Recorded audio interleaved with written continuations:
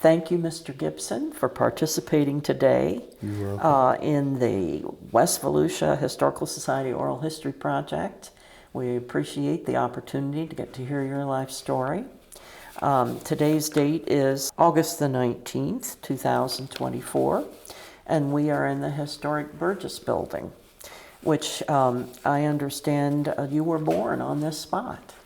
Yes, in 1945, September the 28th. And you were raised in DeLand? Raised up in DeLand. But it's an interesting story about my birth back here. They had difficulties in my mother's birthing me, and I wasn't breathing correctly. So she told us the story that the white nurses in the main hospital would come back here to work on me, and the doctor, Dr. Horn, would come back from the White Hospital and work on me, and finally they had to take me out of here, and they took me into the White Hospital. And that's how they worked on me and got my breathing correct. It was not back here in the black section, but in the white section. Very in 1945. So there was a neonatal unit or something in the white section where they put you in? I don't know what it was. And my mom didn't go over it either, so all we can go by is the story that she told us, but they came back here and got me and took me over to the White Hospital. Mm-hmm. Very interesting. Mm-hmm. The days of segregation. What was it like growing up in DeLand then? Well, most of us hadn't been anywhere to experience anything, so we grew up knowing what to expect and how to get around things that was not going to be that nice. So it wasn't any violence, anything like that, but they had the little Jim Crow laws were still out. I know downtown they had some fountains that was for white only. And the bathrooms, we knew they had colored, and that was for us, and the white had theirs. So we ran into things like that. We couldn't go in all of the restaurants and eat, but we didn't have the money to go in there no way. So it wasn't really that bad. But just having the idea of denying you the right to know that you can't do something is very difficult. You know, let us try, even though we might not be able to make it, but they didn't give us the opportunity. They didn't give us that right to decide whether we want to do it or not. But segregation, in DeLand, really, to me, wasn't that bad. We had everything that we needed. We had in the black communities, we had little black retail stores. We owned one in the neighborhood. So we had things like that. We had a business district up on Forest Avenue in Clara, we used to call Baptist Hill. We had 2 barbershops up there. We had 2 cleaners up there. We had little retail stores up there. We had the movie theater up there. We had Dr. Stock's office up there. Dr. Poole was up there, the dentist in the Wright building. We have a service station up there with gas. So we didn't know that much, but what we knew,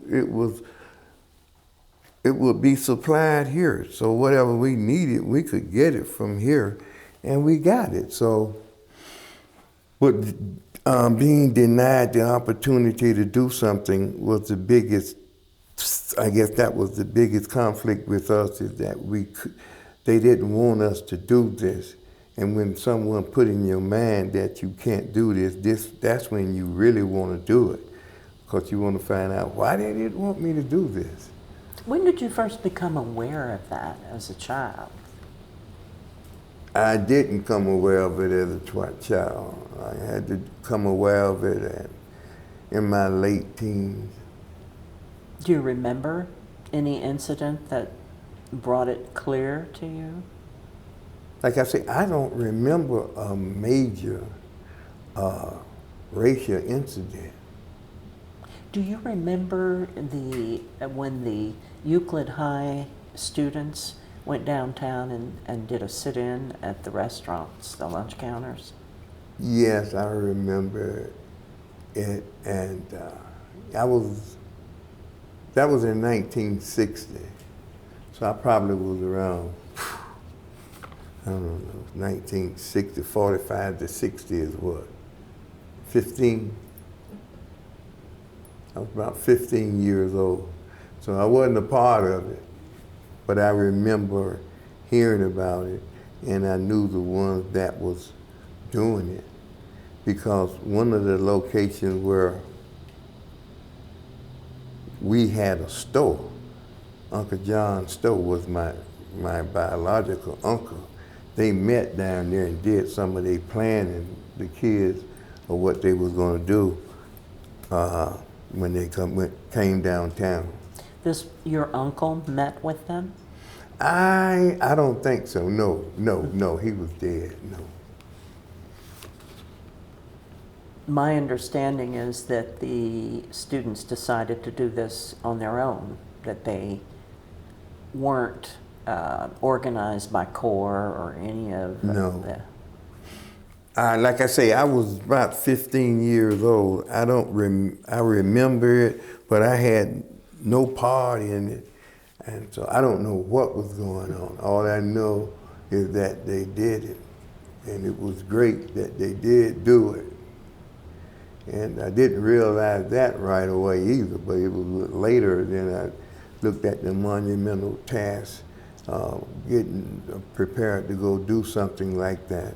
So, Took a lot of courage. Yeah, hats off to that class that did that, the class of 1960. Did you have a big family?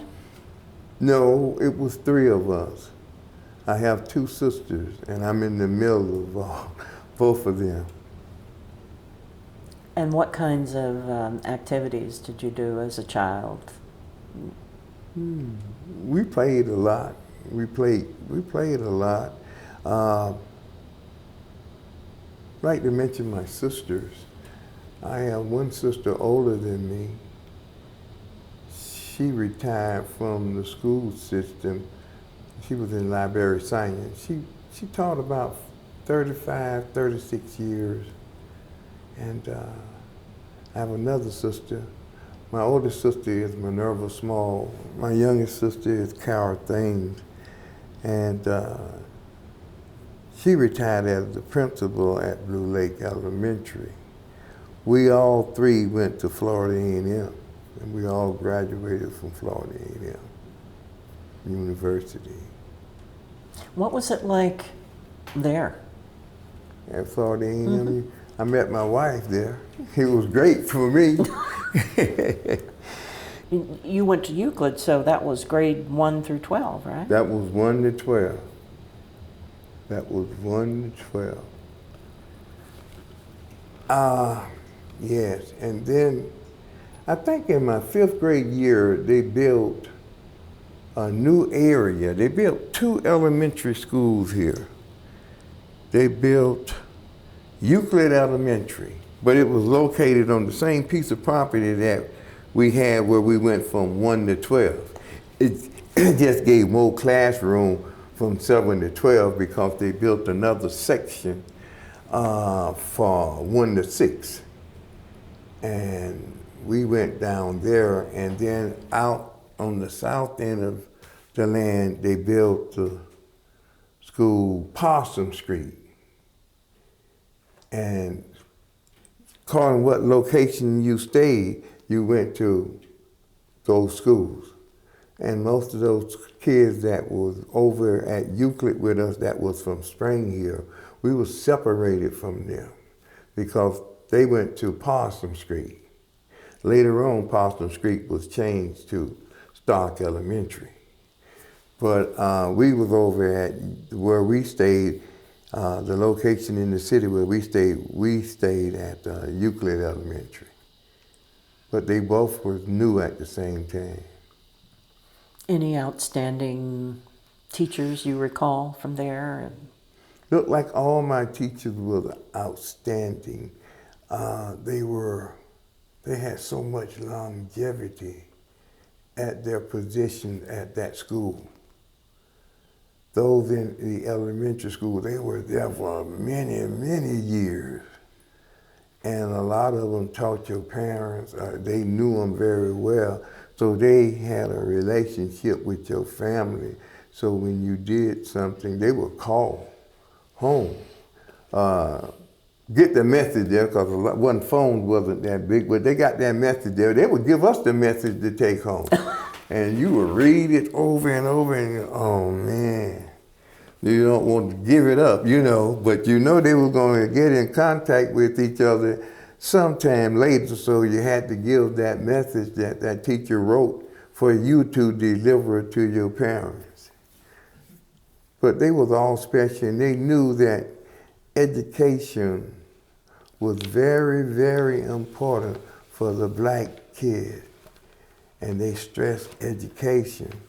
And if you were a student that had some shortness in learning, maybe not so much a learning disability, but you wasn't doing real well in your classroom, those teachers would take their time to stay after school and work with you. And it wasn't based on their pay, it was based on their love of the job that they had, and they wanted us to get this education. And so they would work real hard with the students and give us a whole lot of encouragement of what we could do. They inspired us, they encouraged us, they urged us to be the best person that we could be. And that was throughout my schooling here in DeLand. We had some dedicated instructors, and like I said, in that elementary school, those teachers, and some in high school too, those teachers were there for a long time.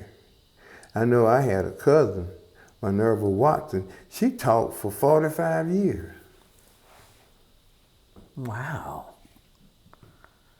So that a lot of experience, and then the fact that they knew your parents and things. Mm-hmm. I can just imagine some of the stories mm-hmm. about you're just like your daddy, or. Mm-hmm. And those teachers, like I say, they knew them so well, and some of them they taught the younger parents. They didn't ask them to do this. They told them what to do to that kid. He needs that discipline. You need to do this and you need to do that. They didn't come in and just tell them. They told them what to do a lot to you. The parents told the teachers? The teachers told the parents. Okay. Yeah. So because they understood the psychology and the process and how important it was to get an education. Mm-hmm. And the parents did too. Most parents, when we was coming up in the black family, they wanted their children to be most successful than they were. So they took less from everything to give to the kid to make their opportunity better than what they had. And that was in most all of the households that we saw in the black community during those years. They stressed education. They wanted things better for their children than what they had for themselves. And they worked hard to provide those provisions to make it better for the kid than what they had when they were kids. What subjects were you good at? I was good at PE. Physical education. Well, our history was a good subject for me. It was a great subject for me. I like history. But I really did like physical education.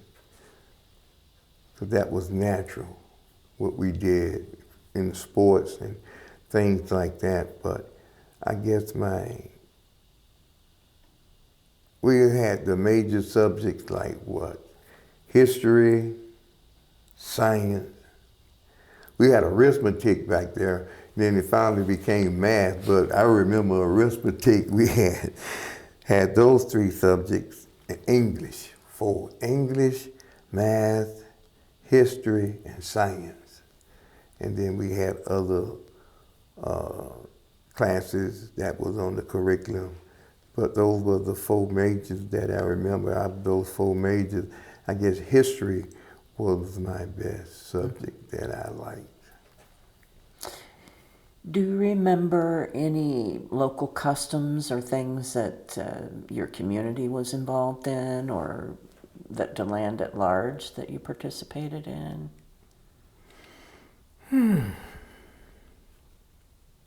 Well, there was the annual Christmas parade. Did you go to that? Yes, that was really, really good. That was good. What was good about it? We had a black cowboy by the name of Johnny MacArthur, and he had this beautiful white horse with these pink eyes, and he would be in the parade, and for a lot of us, he was more popular in the Christmas parade than Santa Claus was. Because if our Euclid band would be in the Christmas parade, that horse would always lead in that band, be with that band. And looked like that horse understood what Johnny would tell him to do. And Johnny would be dressed in his cowboy suit, and he had a gorgeous saddle. I think when he died, everybody was coming from everywhere wanting to buy that saddle that he had. He had that horse dressed and looked like that, and that horse would be prancing. He could dance and march to the music, to the beat of that band. And not only black people, white people were there to see him too. They loved him. And he had his 2 guns on, but he was he worked for the Volusia County Sheriff Department. He was a sheriff, so he could wear them guns. And he had his own special guns when he was in that Christmas parade. I mean, he had stuff like Gene Autry, Roy Rogers. That's how he looked with all this glitter on him and on that horse. And that horse looked like he knew you was looking at him, and he would put on a show also. And he could tell that horse to do something. That horse did it. He didn't have to give no signal or nothing like that. Looked like he talked to that horse, and that horse knew what he was saying. Is that the only time of the year when he appeared? No, he appeared in our homecoming parade too. When Euclid High homecoming parade, that was a great event too, because we came down through town. We had our parade down through town, and he was the act there too, because he was going to lead that band. At one time in the Christmas parade, how popular he was is that they put all of the animals acts at one time in the rear. All of the animal acts, instead of, they coming through at any time, they put them at certain place, they changed it and put all of the animal acts in the rear because of the waste, Oh. Because the animals might have some type of movement, and they had to walk all around and this, that. So they put all of the animal acts at the rear of the parade, except that one. He didn't have to go back there in the beginning, or if he went back there in the beginning, there was so much complaint, they had to bring him, let him come with that band. And what was the band? Euclid High. Euclid High. Yeah, marching band. Marching band. Well, they must have practiced together if the horse knew the I don't think so. That horse, I don't know. That horse looked like he was ready to perform, man, and he'd be so clean. And he was a nice, big size horse. He wasn't no little horse. And he was very, very smart. His name was Skipper. All of the kids knew that horse. We knew Skipper. And when Johnny came through the Christmas parade, when he came through, we were about ready to go then. Because that's what you be waiting on. You be waiting on that horse and Johnny to come through that parade. Who were some of the influences on your life? Other than my family, my mom was a great influence on my life. I never met someone as incredible as she was. But the same guy, Johnny MacArthur, when we was small, he was our hero. We looked up to him and that horse. He was the most popular guy for the black young man in this town when I came up. But you can go into individual families, and there were many strong men in those families that the young male or the young kid looked up to. I looked up to my father, but my mama was the matriarch. She did so much with such little money. It's amazing how she did it. And that didn't come to me until later in life. How did she do that, you know? How did you get to college? How was that financed? My mom and my dad. My sister went before I did. We came up knowing we was going to college. It wasn't that I think I'm gonna do this and that. It was always, you're going to college. And like I say, most families, and especially if they could afford it, they wanted that education for their kids because they know that education was a way to get out of the struggle. Education was the key. And so they pumped that into their kids if they could afford it. And some kids on their own, they stressed real hard for that education, to further their education, because they knew that it was very, very vital and necessary. What did you study in college? Well, let me say this. When I went to college, well, let me go back to high school. When you asked me what was my favorite subject, and I said PE jokingly, I was real, and I'm not bashful, I was real good at playing football. And I love football. And so if I had an idol, if I idolized someone other than my family members and someone local like Johnny MacArthur, it was Jim Brown, the running back for the Cleveland Browns. I thought I was in his mold. I even had inspirations of being better than him. And that was highly impossible, but I had those kind of thoughts running through my mind. And when I finished high school, I had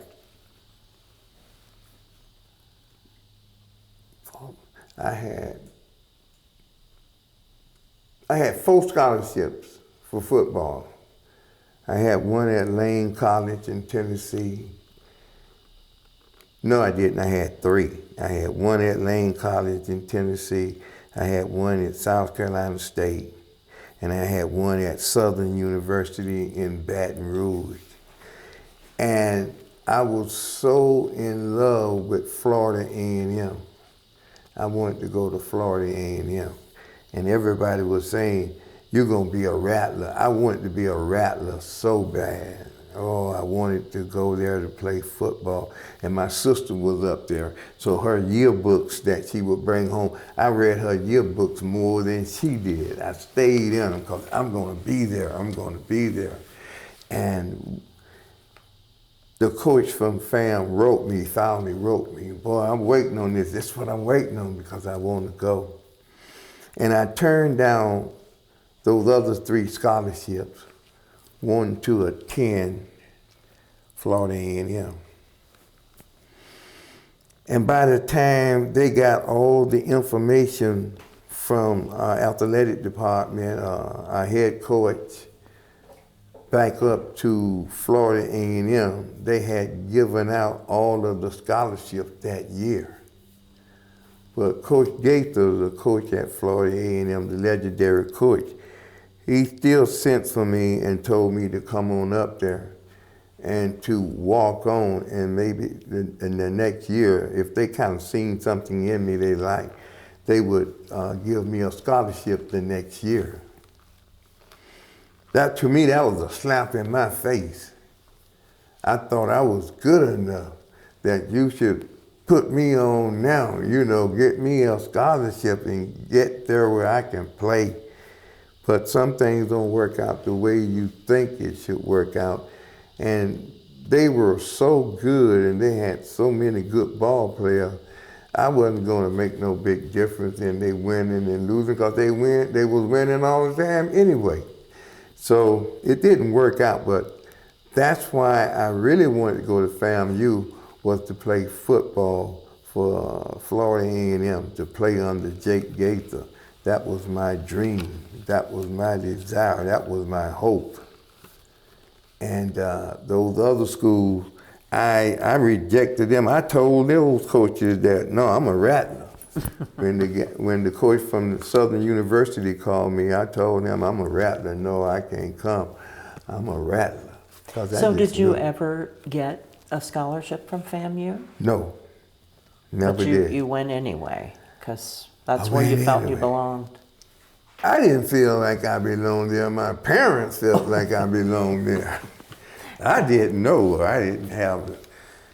So I was slighted, and I thought that was a slap in the face for me not to have this scholarship. And when I got up there for those few days I was out there practicing, I saw that I thought I was better than a whole lot of those guys that was on scholarship.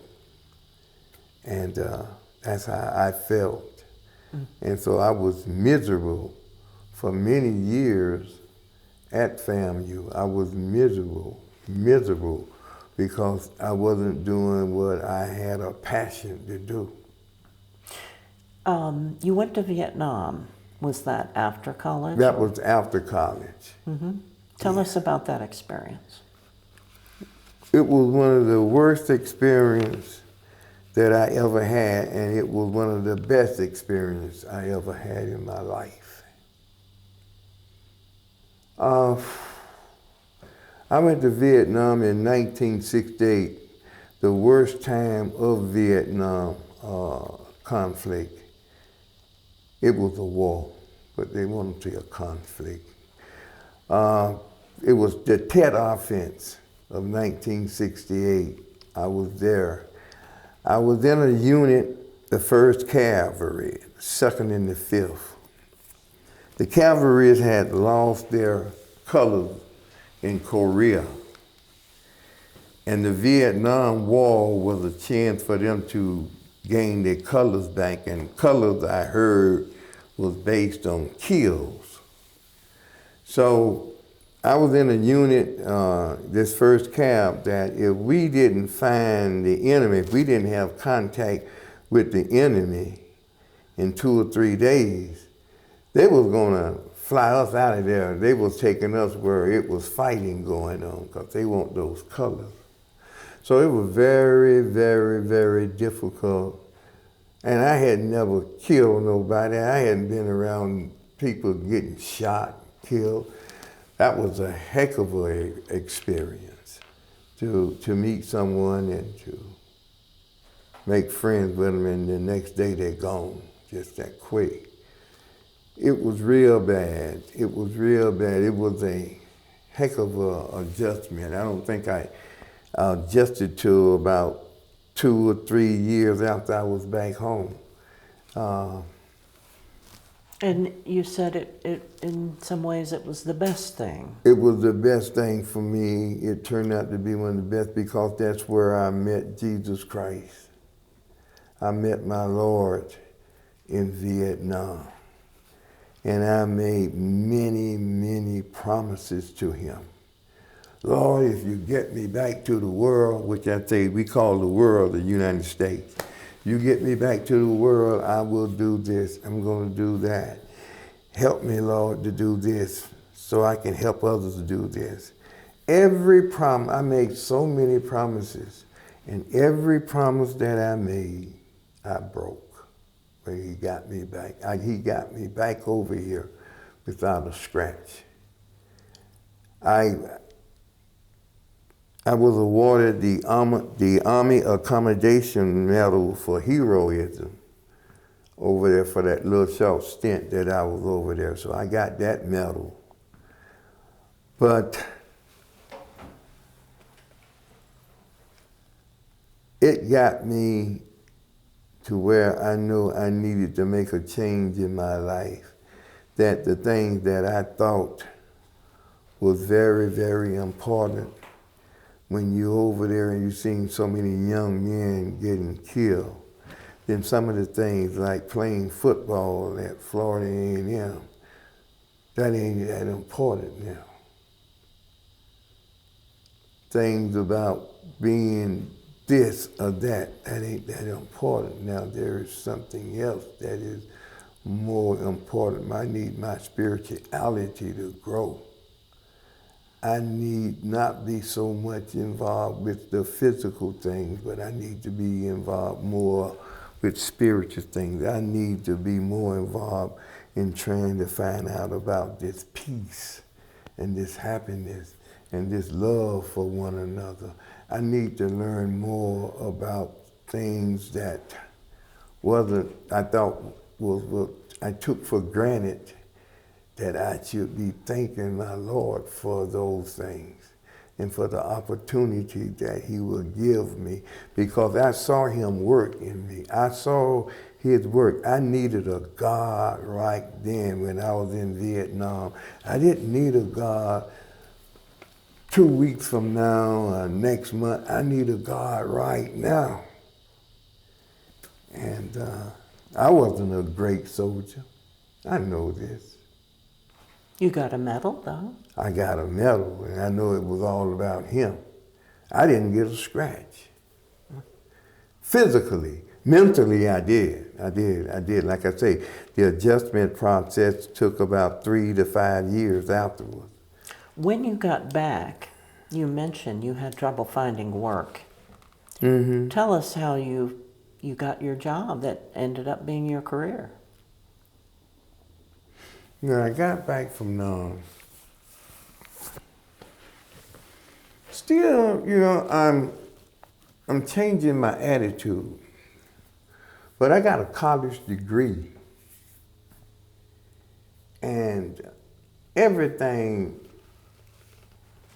just ain't right for me. Some jobs I thought that I was better than that position that they was offering me. So I'm not just gonna take anything because I got a college degree. I done been to Nam. I need something that pay good. I'm looking at that pay. And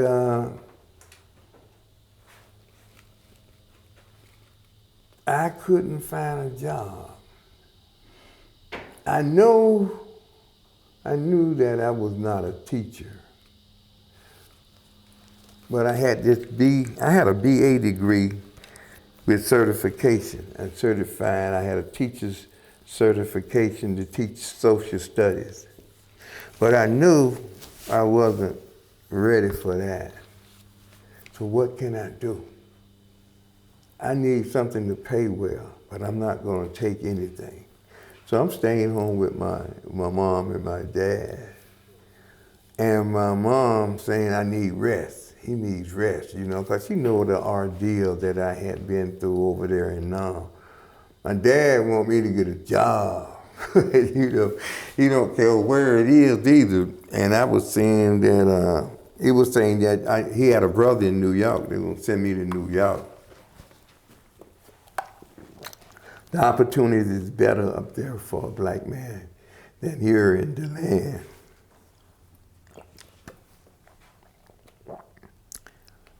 So I had a cousin that stayed up there in New York. He say, you don't need to send that boy up there to New York. He ain't ready for New York.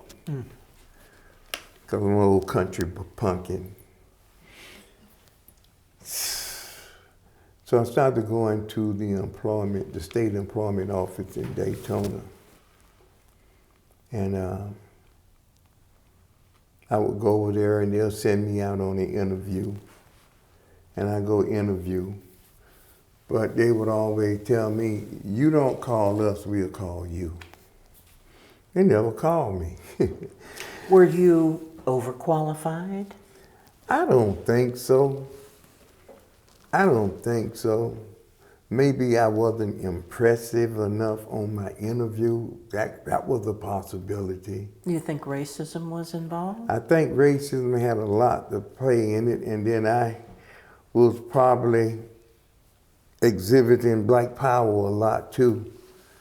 And they didn't want that on their job. So my interview had something to do with it. Because they would send me out and I wanted to get into management.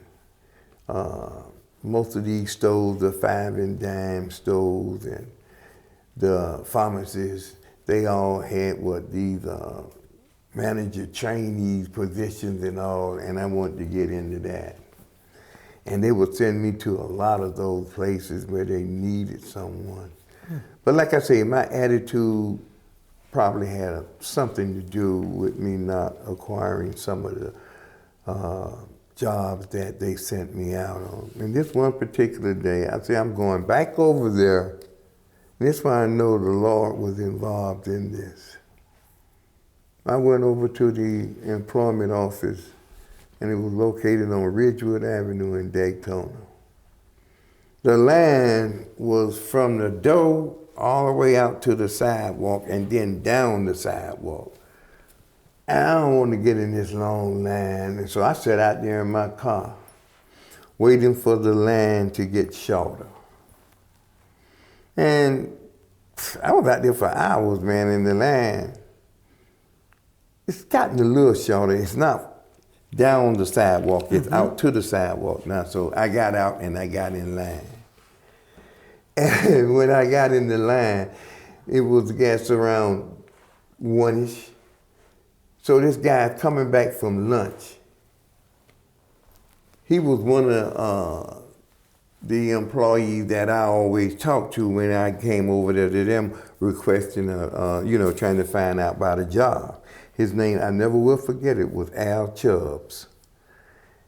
And he was coming back for lunch. I'm at the back of the line. And he said, Gibson. I said, yeah, hey, Al. He said, what are you doing in this line? I said, man, I need a job. He said, those places I send you, none of those people hired you? I said, I'm in this line. Evidently, they didn't. He said, well, you get out that line, follow me. Now we got to get through all these people, and he bring me inside of the building, bring me back to his desk. They had interviewed me previously for a job working for them as an interviewer for Vietnam vets. But they made that position in-house, so they didn't hire out of house. They moved him from another division within the office and put him over there. So I don't know how, because he had interviewed me for the spot, but he got it. And he called me in his office, and we talked. He made 2 calls. He made a call to the property appraiser's office, and he made a call to Bell telephone system. And when we got through talking, he got off the phone, he wrote all this information out, gave me the address. He said, you need to be at the property appraiser's office in the next 30 minutes. And that was in DeLand? No, it's in Daytona. Daytona.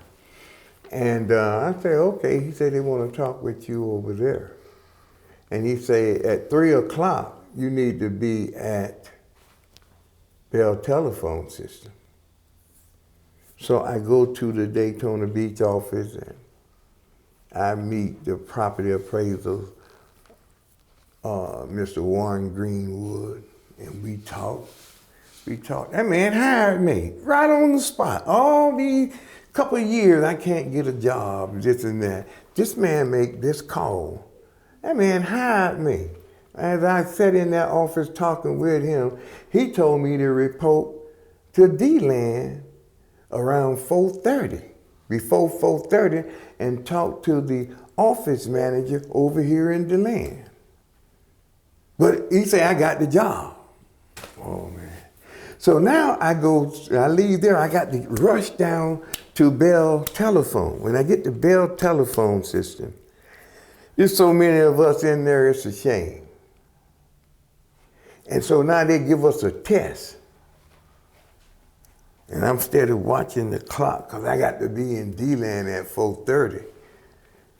And so I'm watching the clock, and we take the test, and we give the test paper back, and they got us setting up out there. All of a sudden they come out and they say, they call 10 names. And I was one of the 10 names, and they say everybody else could leave. Well, nobody say nothing about nothing. They just say, these names stay, and the rest of you all that we don't call, y'all can leave. Instead of looking at my watch, I got to be in DeLand before 4:30. So finally, nobody came and said nothing. I go to the receptionist and I say, I got another appointment, I got to leave. So I came to DeLand and I accept that position over here, and they told me to start work Monday morning. That was like a Friday. And they told me to report for work Monday morning in Daytona. So, okay, that's fine. So I accepted the position. That's how I got hired over in Daytona.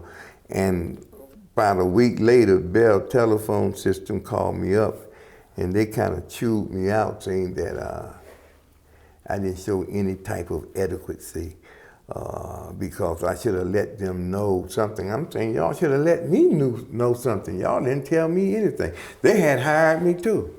Mm. At that time, I got 2 jobs in one day, and for 2 years, I couldn't find nothing. But that one day, I met that guy, Al Chubb, in the back of that line. And I sat out there in my car until that line got at a certain point. And when I got to that point where I thought that line, where I felt a little comfortable in that line, he showed up. And from that point on, it just fell right on in line. Tell us about your job as property appraiser. Did you start out doing that, or did you have training, or? I didn't have the slightest idea of what it was about. I know I want to kind of please my dad too. I'm saying in this, I need a job. You don't need this credentials and stuff, and you ain't got a job. I need a job. So I talked it over with him. And when I got home, if these people would hire me, which one would you take? And so he was saying, you know, you got to go to Orlando. You don't know no one down there. You're probably going to stay home. You're going to have to commute, because the money was better at Bell Telephone. But he said, your expense going to be a lot higher too. If you stay locally here, your expense won't be that high. But you make up your own mind. So I made up my mind to work here. And so I started in Daytona. I started out as a property appraiser. I was the second black to work for the Volusia County Property Appraiser's office. Curtis Williams was the first over in Daytona. And I worked in Daytona for 3 years. And I learned, and I observed. I wasn't there laughing at jokes. I was there trying to learn because I knew nothing about being a property appraiser. It never crossed my mind. I don't own no property. I don't know nothing about paying no taxes, you know. So I said, I'm gonna learn this. I'm gonna learn this. And when I got hired in Daytona, I was the youngest thing in that office. All these guys, man, up in their 60s, They dying on the job. 70s, man. They in their 70s. They still working. They don't want to leave that job. And it wasn't segregated just from blacks. Women too. It was only one woman in that office. It was one woman and one black. And then I made it 2 black. So you appraised only black properties? No. I'm just saying that we worked in that office, but when I got there, I did a lot of the appraising in the black area. I did, because I guess we need to update records, and a lot of the white appraisers wasn't going in there doing it right. And really and truly, let's don't miss this out now. The county hired me under a program. I don't know whether it's under a certain program, but it was tokenism based on me being hired too. Because at that time, these governmental jobs, it was required that you have 10% blacks on these jobs. And the county down there wasn't having they wasn't having 10%. But when they did have it, most of the individuals, the blacks that they hired, were put into certain positions. They hired a lot in the maintenance department. We wasn't hired throughout all those different offices of a little more high profile. Mm-hmm. We wasn't there. So tokenism was big in me being hired at that time. And also by being a Vietnam vet, I was hired through a program for Vietnam vets, where the federal government, if you would hire me and put me on probation. I was on probation under this act for 6 years to a month.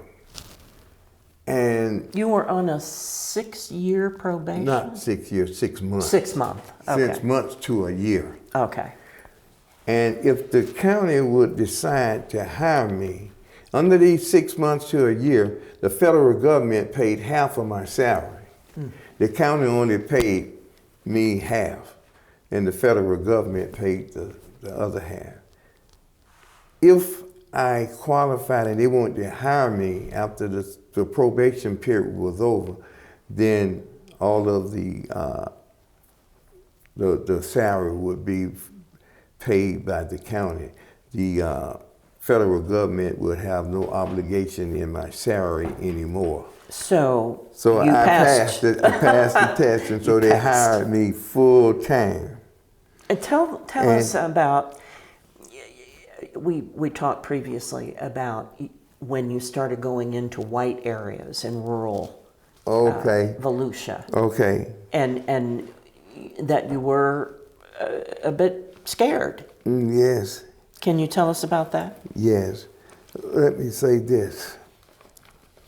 I worked in Daytona for 3 years in the property appraiser's office. Then, at the time, we had 3 offices in Volusia County. We had an office in DeLand, which is the county seat. That was the big office. Daytona was big too, but all the big wheels, a lot was over here. And we had an office in New Smyrna, but we only had 3 or 4 employees over there. So we had 3 offices. So after my 3rd year over in Daytona, they sent me to West Volusia County. They sent me to DeLand. I integrated the Volusia County tax office over here in DeLand. I was the first black to be assigned to a position in that office. What was that like?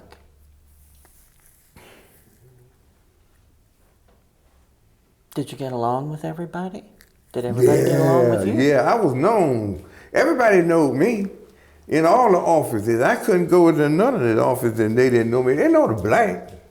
Because Curtis, the first black that was there, after I got there, he left within 6 months.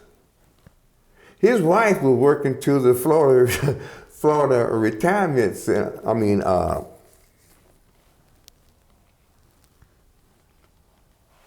what was I talking about? The Florida, I can't even think of the term. He was able to quit because his wife was working, or? Ma, how could I go blank like this? The unemployment office. The same unemployment office that I got my job for, she worked there. His wife, Angie, she worked for the Florida Retirement Center.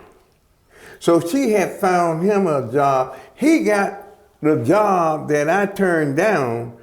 He got hired in the same position I turned down with Bell Telephone System. He got one 6 months later. It was another opening, and she got it for her husband. She got him an interview, and he passed. And so he left and went to Bell Telephone System. So that left you being the sole black person. That left me being the sole black person in the whole county working for Volusia County Property Appraiser's office. And you told me that it got to the point where they'd call and ask for you. They would call and ask for me. They say, like I said, I didn't know anything about appraising property, but we had schooling. We had IAAO schooling, International Appraisal and Association. We had to go to school once a year to get you to become a certified state appraiser for Volusia County, and I got it. And we had to go to these schooling. So, like I said, everybody knew me, and they knew of me, but they didn't just rally to me either. And I didn't just rally to them, but I gotta learn this stuff so I can stand on my own. And it was some old men in those offices that I had worked in would take their time to show me certain things where they wasn't appraisers, or they had been appraisers, but now they got some other position working inside. So you had mentors. I had some great mentors down there. And because the ones that were doing the same thing I was doing, no, they ain't telling me nothing. No, they ain't telling me. They felt in competition. They felt the competition. If they would tell me something, they're just going to give you a little of it.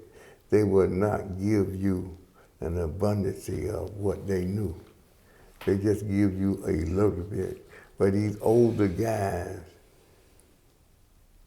they didn't have this inspiration of being this and that.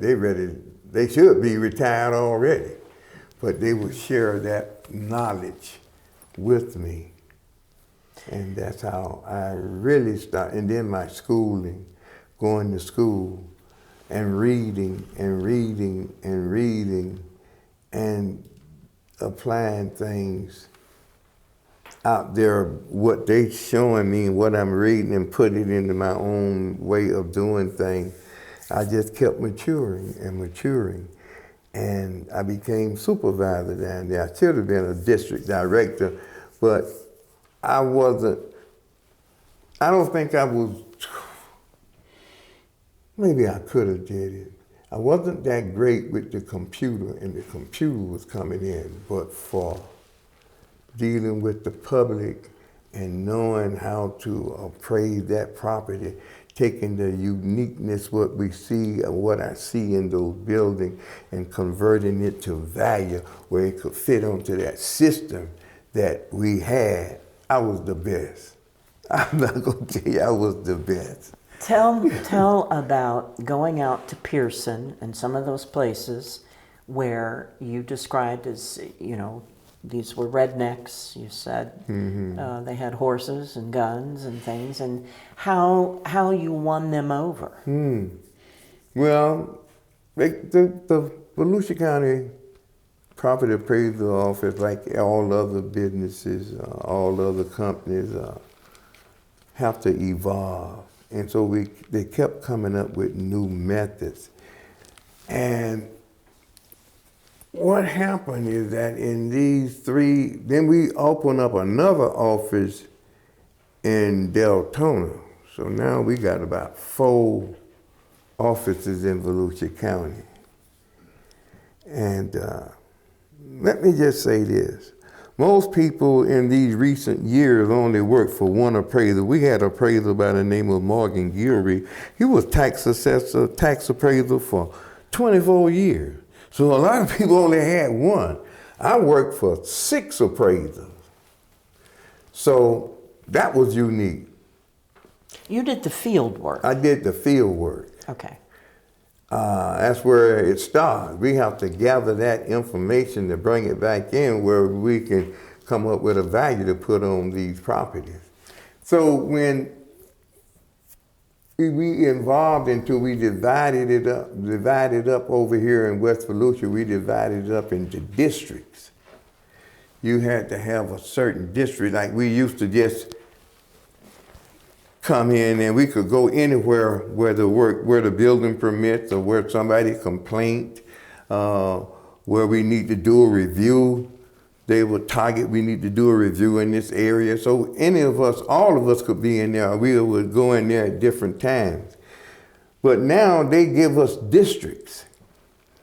So they gave me a district up around Pearson, Barberville. Really, it started at Barberville and went up to Putnam County. And I went so far over to the east to Flagler County, and I went over to Lake County. Mm-hmm. So I had all that rural area up there.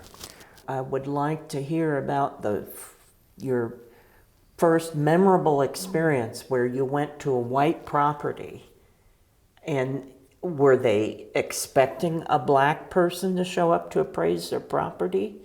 If not, what was their reaction? I had some negative experience, racial experience in coming to people's house, and a lot of times it would be like, I remember one on South 1792 down in DeBerry. We came to this guy, it was 2 of us out there, and we came down to his property, and we was talking to him. And he was answering all our questions. And now we need to go in the inside and to observe what we could see on the inside. You want to get inside, but if you can't get inside, you can look at it on the outside and you can base your opinion would be based on what you see outside, that you could kind of reflect how it would be on the inside, but it's best to get inside. So we had kind of explained it to him, and we went to go in the house, and when I went to go in the house, he blocked it. But my partner, my coworker was white, he didn't block him. And he said, "You can't go in because my dog don't like black people."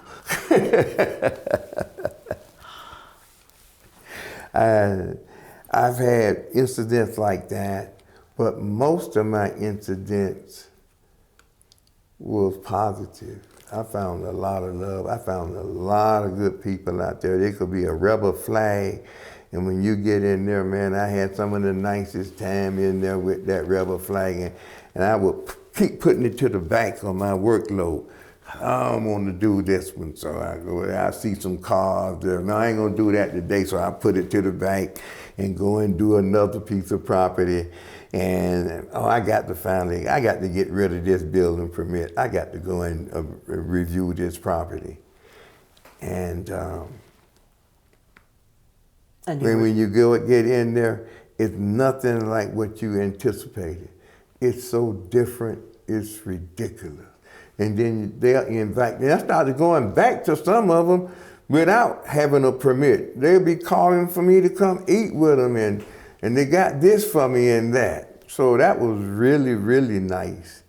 That was really, really nice. They knew about me before I knew about them. I could pass them going somewhere, and they say, "Well, when you gonna come to my house?" Because somebody done told them about me. And so they would call into the office and complain, and they would say, "Send the black one." And I would tell them a lot of times when I would get to the property, I would say, sir. And I would always be respectful, in no matter what the age was, no matter what the color was, black or white, I would use yes ma'am, yes sir. I want to get on your property, so I want to make it as comfortable as possible. So I'm going to say all the right things and have the right attitude because I need to get on your property. And for you to get a fair assessment, I need to get on it. And I would tell them, I'd say, this is your lucky day. You got the best the Volusia County Property Appraiser could offer you. I am the best. And I would say things like that, and I would give them all of the information straight. If I could do something that it was within the system, it's always more than one way to do something. And you don't always arrive right there at that same value. You should be in a range, but you don't always be right there. So if it was two ways for me to do something and it was the lower value that I could come up with, you're gonna get that. I would never go to the high side with one of the taxpayers, the citizens of Volusia County. They always got the best end of my appraisal when I didn't have to break some law, but it was within the appraisal and process, then I would do it to benefit the citizen. And I was the official trainer for Volusia County. When those new people came in, I don't care what kind of degree, I don't care where they worked at before, you don't know our system. So I was the one that they sent most of them. I was the official trainer. I was the in-house trainer. I trained most of them that came in. I wasn't like them guys that when I came in, they would hold back. Mm-hmm. I would give them the whole thing. I would give it to you in bits and pieces, but you're gonna get the whole thing. When I turn you loose and tell my supervisor, tell my district director that you are ready, you was ready. What advice would you give young people today? What advice would I give Well, what could I say? What I would want me to be remembered by telling someone something? Mm-hmm. I would tell them to do justly, to love mercy, and to walk humbly with thy God.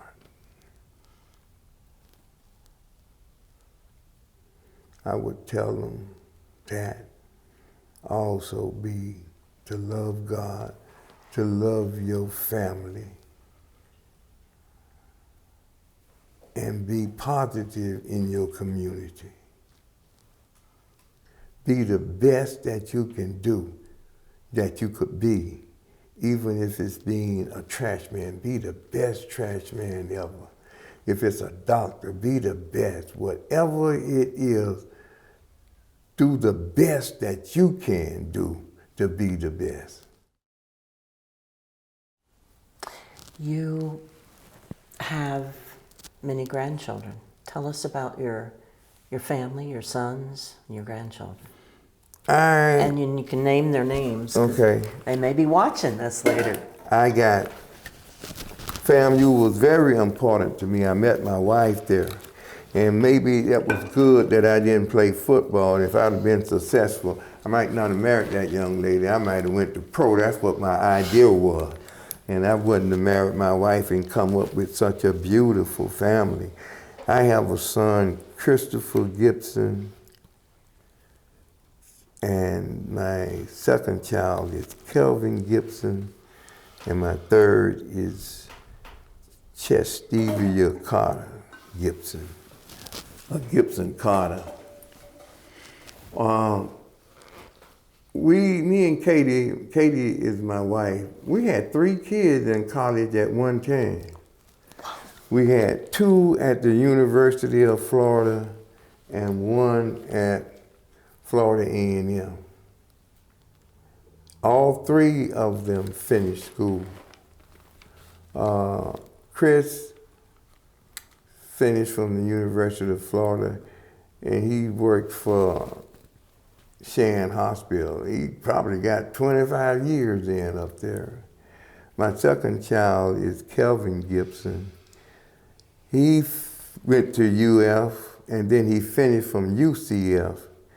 He is Senior Director of Engineering for the company that he works for. And my daughter, Chestivia, she finished from Florida A&M with a doctoral degree in pharmacy. She is the director of hospital and clinic in Minnesota, and where she has about from, I think, 5 to 10 hospitals and clinics that she's over all of the medicine that are assigned to outpatients. So those are my kids, and I have 9 grandkids. The oldest son have 1 kid, Chris, the one at Shan. He has a son that is a sophomore at MIT. Kelvin, my second son, he has a son playing wide receiver football at the University of Oklahoma. And he has a daughter that is a freshman playing basketball at the University of North Florida. And Kelvin also has another grandson that finished from UCF. And I got 5 more that's getting ready to start going to school somewhere pretty soon. So I have 9 altogether. I have 6 boys and 3 girls.